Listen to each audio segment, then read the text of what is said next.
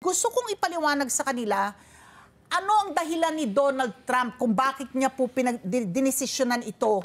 At ito po ay talagang ang description niya, seismic, no? Yung malakas na lindol, mahintulad mo sa malakas na nilindol ang ekonomiya daw ng mundo. Professor. Tama po kayo. Ang pinanggagalingan ni Trump dito, ang sabi niya, kayo, nag-aangkat kayo, naglilikas kayo ng mga produkto ninyo sa amin, pero hindi naman kayo bumibili ng parehong amount dito sa amin. So for example, sa Pilipinas, ang ating pong binibigay sa kanila o dinadala sa kanila ay $14 billion.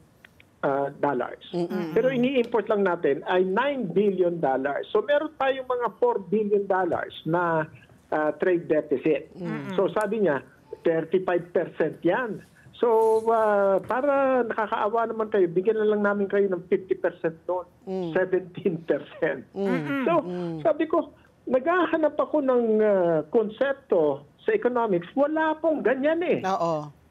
Sabi nga ng mga economists sa Amerika, walang sense, walang lohika ang ginagamit na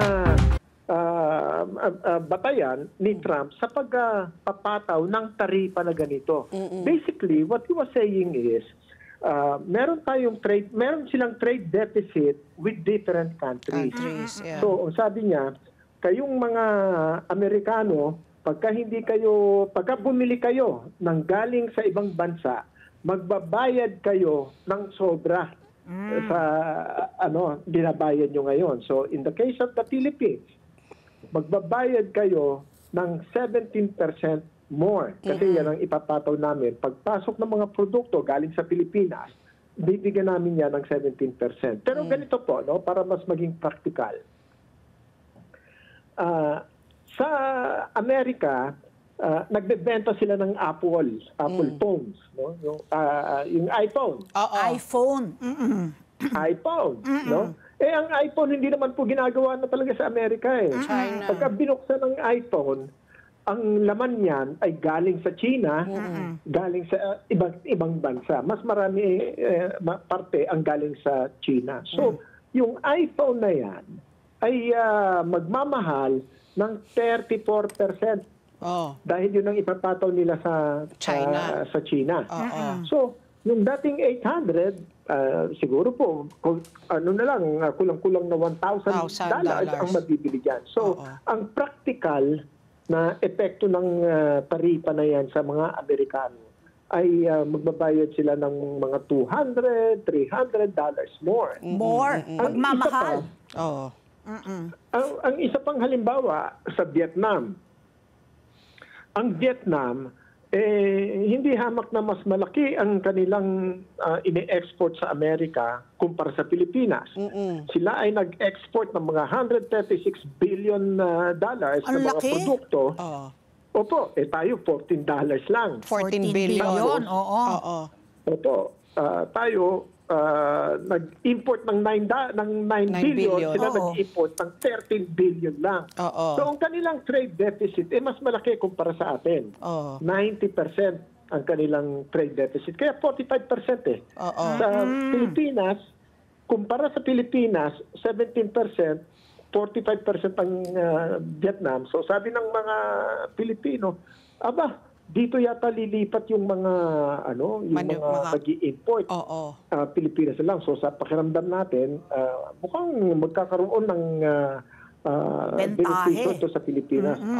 Mukha pong hindi yan mangyayari. Dahil kung ang lohika ni Trump ay ipantay ang kanilang trade sa mga bansa na nakikipagkalakalan sila, kung lumaki ang ating export sa US, hindi naman lumaki ang ating import galing sa Amerika, magbabago din po ang ating taripa. Correct. Kung 17% tayo, lilipat sa atin ang 45% ng Vietnam.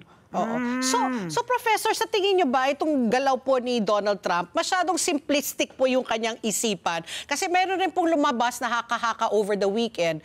Parang sinasadya na niya po talagang ipabagsak ang ekonomiya po ng Estados Unidos. Tapos because he's a billionaire, papakyawin daw niya, bibilin daw niya lahat ng mga blue chip po ng mga kumpanya na listed po sa Nasdaq para po mas kumita. Kumbaga for selfish interest. Anong masasabi niyo po dun sa espekulasyon na yun? Kasi talagang bumabagsak na po yung stock market ngayon ng Pilipinas. Nagsara ng piso ngayon, mas malakas, nasa 56.82 na lang po tayo. Where do you see this going? Masyado bang simplistic o iba talaga ang utak po ngayon ni Donald Trump? Ngayon po, kung mga ekonomista ang kakausapin natin sa Amerika, ang sasabihin nga nila, hindi nakakaintindi ng economics si Donald Trump. Mukhang ang pinapakialaman niya ay ang bagay na hindi niya naunawaan. At ang sinasabi nga nila, napakaraming negosyo nitong si Trump, pero napakarami rin pong bumagsak. Ibang karote ang kanilang mga negosyo, katulad pati ang kanyang ang kanyang casino, bumagsak din. Pero ang mahirap din mag-speculate kung ano ang nasa isipan ni Trump. Ang maganda pong pag-isipan natin at unawain ay ano ang impact nito sa Pilipinas. At mukhang katulad nga po nito, sabi ni Trump, ang Vietnam tumawag agad sa kanila. At ang sabi nila, ang sabi ng Vietnam, sige ho, 0% na lang kami. Hindi na kami magtataripa sa inyo. Magpasok kayo dito ng magpasok. 0% ang aming i-impose. Pero mukhang hindi po yun ang magiging batayan, yung 0% tariff. Ang nagiging batayan dito, magkano ang bibilhin nyo sa Amerika? Kaya sila hindi bumibili kasi hindi naman nila kayang bumili. Meron pa nga po dyan na mga bansa na pinatawan niya ng 10%. Alam po ninyo, ang kalakalan, katulad na rin natin, kung hindi natin kayang bilhin, hindi natin binibili. Kaya hindi tayo nag-i-import. So, maski na sabihin natin na 0% ang ating import from the US, kung hindi naman po natin kayang bumili, hindi po tayo makakabili.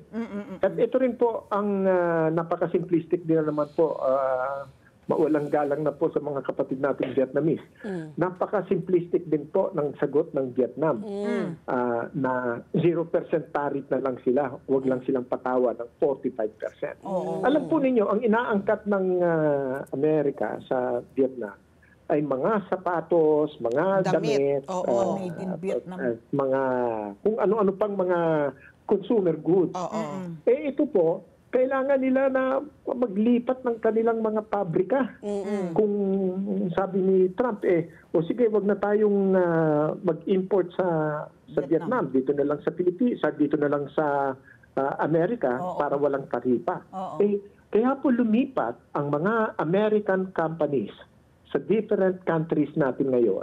Dahil po mas mura ang labor. ang kanilang cost of production. Ngayon, kasi sabi ni Trump, dito na kayo sa Amerika uli. Huwag na kayong lumipat. Mataas po ang wages ng Amerikano. Kaya nga po sila nag-angkat. Kaya po sila lumipat sa mga iba't ibang bansa. At saka, this happened over 3 or 4 decades. Correct. Even 5 decades. Lumipat na ng lumipat ang mga Amerikano. Inilipat nila ang factories nila. Dati ay nagpunta sila sa mga iba't ibang bansa. Nagpunta sila sa China, Vietnam, Thailand, Cambodia. Pilipinas, Cambodia. Ngayon, ang sinasabi ni Trump, wag na kayong lumipat sa ibang bansa. Dito na kayo sa Amerika. Sa Amerika pa. Let's get together. Sunnet 25.